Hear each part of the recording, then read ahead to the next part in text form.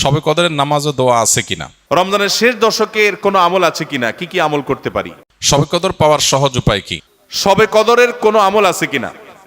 শবে কদরের আমল আছে ভাই। শবে কদরের সব ধরনের ইবাদতই করার চেষ্টা করতে হবে সাধ্য অনুযায়ী, যেগুলো করা সম্ভব হয়। বিশেষ করে কোরআন তেলাওয়াত করা, দুই রাকাত করে লম্বা কেরাত, লম্বা রুকু সিজদা দিয়ে যতটুকু পারেন নফল নামাজ পড়বেন।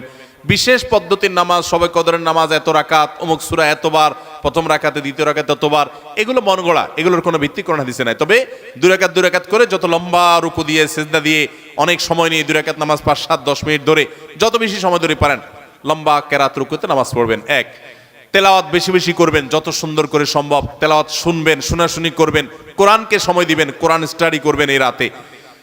আর বিশেষ করে একটা দোয়া আম্মাজান আয়েশাকে রাদিয়াল্লাহু তাআলা আনহাকে নবী করিম সাল্লাল্লাহু আলাইহি ওয়াসাল্লাম শিক্ষা দিয়েছেন, আল্লাহুম্মা ইন্নাকা আফুউন তুহিব্বুল আফওয়া ফাআফু আন্নী। আল্লাহ আপনি ক্ষমাশীল, ক্ষমাকে ভালোবাসেন, আপনি আমাকে ক্ষমা করুন। আর আল্লাহর কাছে দোয়া, ইস্তেগফার, রোনাজারি, চোখের পানি ফেলা, গুনাহ মাফ চাওয়া, এগুলো করতে থাকবেন। দান সাদেকা করার সুযোগ থাকলে সেটাও করবেন। অর্থাৎ যে কোনো সাধারণ আমলই করবেন। হাদিসে বিশেষ করে এই দোয়াটার কথা বলা আছে, এটা আমরা লাইলাতুল কদরে পড়ব। শবে কদরের নামাজের নিয়ম কি, কত রাকাত পড়তে হবে একটু জানাবেন। শবে কদরের নামাজের নিয়ম কি? একটু আগে আমরা বলেছি যে শবে কদরের নামাজের আলাদা কোনো নিয়ম নাই। অন্য যে কোনো সময় যে আমরা নফল নামাজ পড়ি ঠিক একই পদ্ধতিতে আমরা শবে কদরে পড়বো, লাইলাতুল কদরেও পড়বো। আমরা বিশেষ করে অনেকে মনে করি লাইলাতুল কদরের প্রথম রাকাতে অমুক সূরা এতবার পড়তে হয়, সূরা ফাতিহার পর দ্বিতীয় রাকাতে তমুক সূরা ততবার পড়তে হয়। এগুলো সবগুলা মানুষের নিজেদের বানানো। কোরআন বা হাদিস এরকম কোনো ফরম্যাট শবে কদরের জন্য আলাদা ঠিক করে দেয় নাই। ওইটাকে আমরা আবশ্যক বানালে বরং সেটা বেদাত হতে হবে, বেদাত হতে পারে। আমরা দুই রাকাত করে যত লম্বা সময় পারি, যে কোনো সূরা দিয়ে পারি, আমরা বেশি বেশি করে নামাজ পড়বো শবে কদরে ইনশাআল্লাহ তাআলা। রমজানের শেষ দশকের কোনো আমল আছে কিনা, কি কি আমল করতে পারি? রমজানের শেষ দশক হলো আমলের সবচেয়ে গুরুত্বপূর্ণ দশক। ভাইরা আমার, নবী করিম সাল্লাল্লাহু আলাইহি সাল্লাম সম্পর্কে আম্মাজান আয়েশা বলেছেন, কানা ইয়াজিতাহিদু ফীহি মা লা ইয়াজিতাহিদু ফী গায়রি। রমজানের শেষ 10 দিনে আসলে নবী সাল্লাল্লাহু আলাইহি সাল্লাম ইবাদতের জন্য এত চেষ্টা করতেন, এত মেহনত করতেন, এত সাধনা করতেন, তার জীবনে অন্য কোন সময় ইবাদতের জন্য এত সাধনা করতেন না, শেষ 10 দিন ইবাদতের জন্য যেরকম সাধনা করতেন। এবং আম্মাজান আয়েশা বর্ণিত হাদিসে আরো বলেছেন তিনি, নবী করিম সাল্লাল্লাহু আলাইহি সাল্লাম কানা ইদা দাখালাল আশার, রমজানের শেষ 10 দিন যখন শুরু হতো, আহিয়া লাইলা, সারা রাত আর ঘুমাতেন না, শেষ দশক কখনো ঘুমাতেন না। ওয়া আইকাযা আহলা, পরিবারের লোকদেরকে ঘুম থেকে ডেকে তুলতেন। ওয়াসাদ্দামে ইজারা, কোমর বেঁধে নিতেন। এবং ইবাদতের জন্য সবচেয়ে বেশি মেহনত মুজাহাদা তিনি করতেন। ভাইরা আমার, রমজানের শেষ দশক হলো ইবাদতের সবচেয়ে গুরুত্বপূর্ণ সময়। আমাদের বেশিরভাগ মানুষ ঈদের কেনাকাটায় আমরা ব্যস্ত হয়ে পড়ে, শহরের মানুষ গ্রামে যাওয়া ব্যস্ত হয়ে পড়ে, গ্রামের মানুষ শহরের মানুষকে ওয়েলকাম করার জন্য ব্যস্ত হয়ে পড়ে। আমাদের শেষ দশকের ইবাদত হয় না। শেষ দশক ইবাদত করার চেষ্টা করবো তো ইনশাআল্লাহ। শেষ দশকের প্রধান ইবাদত হলো এতেকাফ। শেষ দশকের প্রধান ইবাদত কি? এতেকাফ। এতেকাফ করার চেষ্টা করবেন। আমরা শেষের দিকে এসে এতেকাফের কথা বলি, তখন আপনারা এটার ফজিলত বুঝেন না। নবী করিম সাল্লাল্লাহু আলাইহি সাল্লাম রমজানের রোজা 3য় হিজরিতে ফরজ হয়েছে, তার ওয়াফাত পর্যন্ত কোনো বছর শেষ দশকের এতেকাফ ছাড়েন নাই, মসজিদে এতেকাফ করছেন। যুবকরা এতেকাফ করবেন তো ইনশাআল্লাহ। 3টা ইবাদতের স্বাদ নগদ পাওয়া যায়, আমি কোরআন হাদিসের আলোকে আমার অভিজ্ঞতার মিশেলে আমি জানাচ্ছি। এর মধ্যে একটা হলো লম্বা সময় নিয়ে যদি সেজদা দিতে পারেন, বিশেষ করে তাহাজ্জুদে, তো দেখবেন এটার স্বাদ আপনি অনুভব করবেন। আর দ্বিতীয়টা হলো এতেকাফ।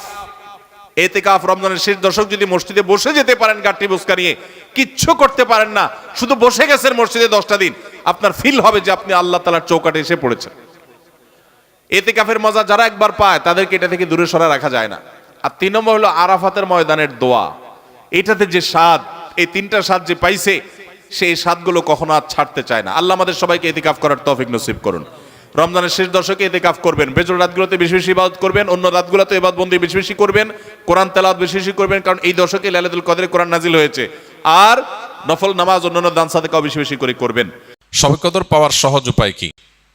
শবে কদরের রাত যেহেতু একেবারেই চূড়ান্তভাবে ফিক্সড কোনো রাত নয়, সেজন্য শবে কদর পাওয়ার উপায় হলো রমজানের শেষ দশকের প্রত্যেকটা রাতে ইবাদত করা। প্রত্যেকটা রাতে ইবাদত করার যদি সুযোগ না হয়, তাহলে কমপক্ষে বেজোড় রাতগুলোতে ইবাদত করা। নবী সাল্লাল্লাহু আলাইহি ওয়াসাল্লাম বলেছেন, তাহাররাউ লাইলাতুল কদরি ফিল বিত্রি মিনাল আশরিল আওয়াখিরি মিন রমাদান। রমজানের শেষ দশকের বেজোড় রাতগুলোতে তোমরা কদর তালাশ করবে। তার মানে এর মধ্যে যে কোনোটা হতে পারে। আল্লাহ তাআলা বিষয়টাকে উজ্জ্বল রেখেছেন কেন? হাফেজ ইবনে হাজার আসকালানী রহমতুল্লাহ আলাই বিশ্ববিখ্যাত হাদিস ব্যাখ্যাতা, হাদিস বেত্তা, তিনি সহিহ বুখারীর বিখ্যাত ব্যাখ্যা গ্রন্থ ফাথুল বারীতে লিখেছেন যে আল্লাহ রাব্বুল আলামিন লাইলাতুল কদর নির্দিষ্ট একটা রাতকে ফিক্সড করে না দিয়ে এই যে শেষ দশক আবার বেজোর রাতগুলোর মধ্যে সম্ভাবনা বেশি, এটা করেছেন যাতে করে আমরা বেশ কয়েকটা রাত ধরে ইবাদত করতে পারি। এখন মনে হতে পারে এটা তো আমাদের কষ্ট হচ্ছে, আমাদের জন্য বোঝা হলো, ফিক্সড হলো তো আমাদের জন্য সহজ হয়ে যেত। মরার পর যখন আমল নামা হাতে পাবো তখন মনে হবে ইস, এই লাইলাতুল কদর আল্লাহ শেষ 10 রাতের মধ্যে রেখেছেন, পুরো রমজানে রাখতেন তাহলে 30 রাত ধরে ইবাদত করতে পারতাম, কারণ তখন লাভটা চোখে আসবে এবং দেখা পড়বে।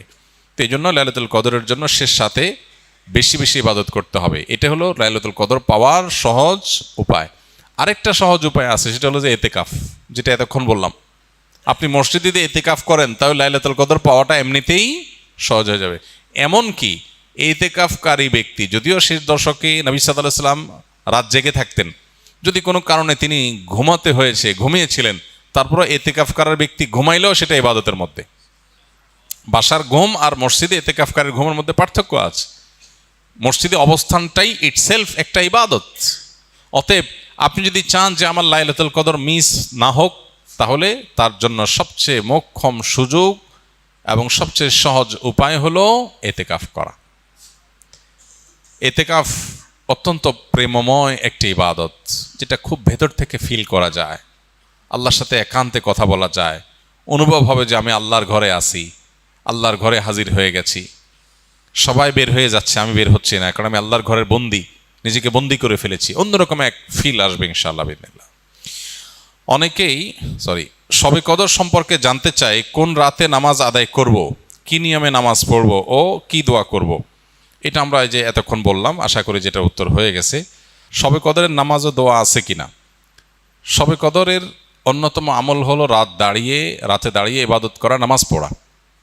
এই জন্য আমরা লাইলাতুল কদরে ইনশাআল্লাহ তৌফিক অনুযায়ী 2 রাকাত করে করে লম্বা লম্বা কেরাত, লম্বা লম্বা রুকু, লম্বা লম্বা সিজদা দিয়ে খুব মনোযোগের সাথে দীর্ঘ সময় নিয়ে আমরা নামাজ আদায় করার চেষ্টা করব। এটাই হলো লাইলাতুল কদরের নামাজ। এর কোনো রাকাত সংখ্যা নাই যে এত রাকাত পড়তে হবে, যার যতটুকু তৌফিক হয়, 2 রাকাত, 4 রাকাত, 6 রাকাত, 8 রাকাত, তারাবির পরে রাতভর আমরা সে নামাজগুলো পড়তে থাকবো ইনশাআল্লাহ। নামাজের পাশাপাশি লাইলাতুল কদরে করার জন্য স্পেশাল আমল নবী করিম সাল্লাল্লাহু আলাইহি সাল্লামের পক্ষ থেকে রেকমেন্ডেড আমল একটাই আছে, সেটা হলো মা আয়েশা রাদিয়াল্লাহু তাআলা আনহা বর্ণিত হাদিসে যে দোয়ার কথা আমরা জানি, সেটা হলো আল্লাহুম্মা ইন্নাকা আফুউন তুহিব্বুল আফওয়া ফাফু আন্নি। হে আল্লাহ, আপনি ক্ষমাশীলতাকে পছন্দ করেন, অতএব আমাদেরকে ক্ষমা করে দিন। এই দোয়া বেশি বেশি করে করা। এর বাইরে আমরা জিকির, আজকার, তাসবিহ, কোরআন তেলাওয়াত, দোয়া, রোনাজারি এগুলোর মাধ্যমে পুরো রাত অতিবাহিত করার চেষ্টা করব ইনশাআল্লাহ। নামাজের ক্ষেত্রে বিশেষ কোনো নামাজ নাই যে লাইলাতুল কদরের এরকম এত রাকাত নামাজ, প্রথম রাকাতে অমুক সূরা এতবার, তমুক সূরা এতবার, এরকম কোনো বিশেষ নিয়ম নাই, বরং অন্য যে কোনো নামাজের মতো যে কোনো সূরা দিয়ে আমরা নামাজগুলো পড়তে পারি।